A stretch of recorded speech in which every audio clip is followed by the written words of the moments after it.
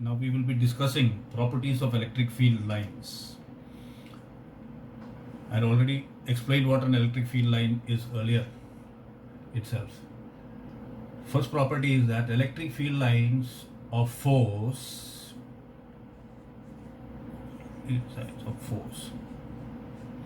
electric field lines of force are continuous smooth curves without any breaks. Smooth curves without any breaks.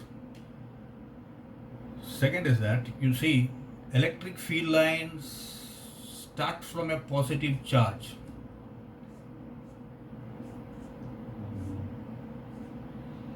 and end up in a negative charge. They start from a positive charge and end up in a negative charge. They do not form closed loops. Electric field lines do not form closed loops. Then, this is a case of two charges. In the case of a single charge, let us say positive charge, electric field line that starts from a positive charge will end up at infinity. It will go to infinity. Therefore, for a single charge, electric field lines end up, for a single positive charge, electric field lines start from positive charge and end up at infinity. Whereas for a single negative charge, electric field lines start from infinity and end up in this negative charge. Then, the tangent drawn to an electric field line at any point. Suppose this is an electric field line. At this point P1, if I draw a tangent, it gives the direction of electric field intensity at that point. So at this point P2, I draw a tangent. The direction of electric field intensity at that point P2 will be along the tangent. So we have one more definition for electric field lines. It is a curve tangent to which at any point gives the direction of electric field intensity at that point. The curve tangent to which at any point gives the direction of electric field intensity at that point. From this we have one more property, that is, no two electric field lines can intersect each other.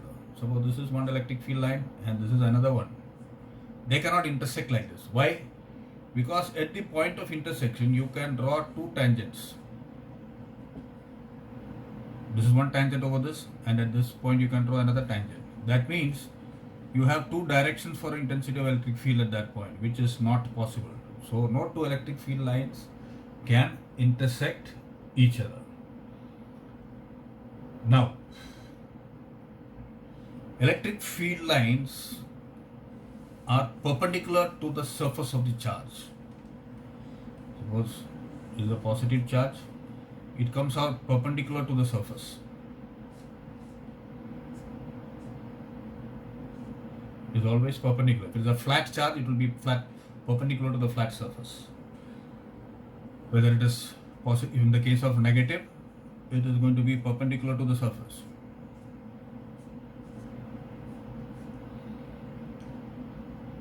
Okay, then the electric field lines have a tendency to contract linearly. If this is a positive charge and this is a negative charge, you know field lines come from positive, go to negative. These field lines have a tendency to contract, that is, try to reduce their length, have a tendency to reduce their length.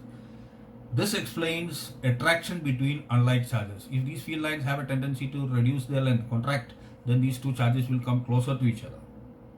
So this property explains attraction between unlike charges. Then, electric field lines exert lateral forces. Here are two positive charges.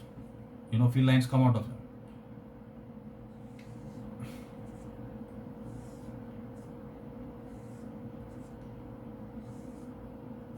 I am drawing only two lines each. You can draw any number of lines. They exert lateral forces means sideways they exert forces. These field lines exert side forces laterally means they exert forces sideways. This explains repulsion between like charges. I've shown that of two positive charges, similarly two negative charges also. Line of forces coming in.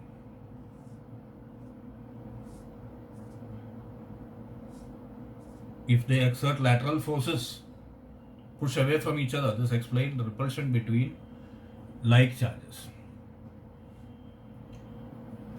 Now,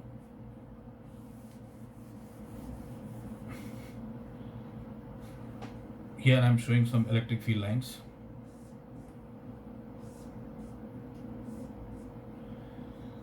You see at point 1, point 2. Here, point 2, the field lines are coming closer to each other. They are bunching together. Where electric field lines bunch together, here if intensity of electric field is E2, and here where electric field lines are away from each other, E1. Where they bunch together, electric field intensity is greater, more.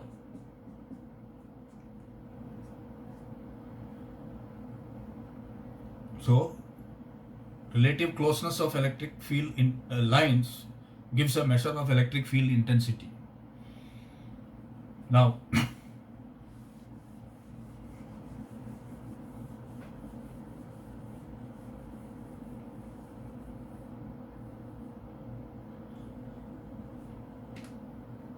electric field lines do not pass through a conductor.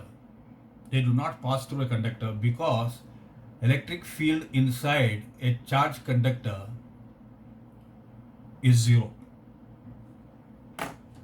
These are the properties of electric field lines.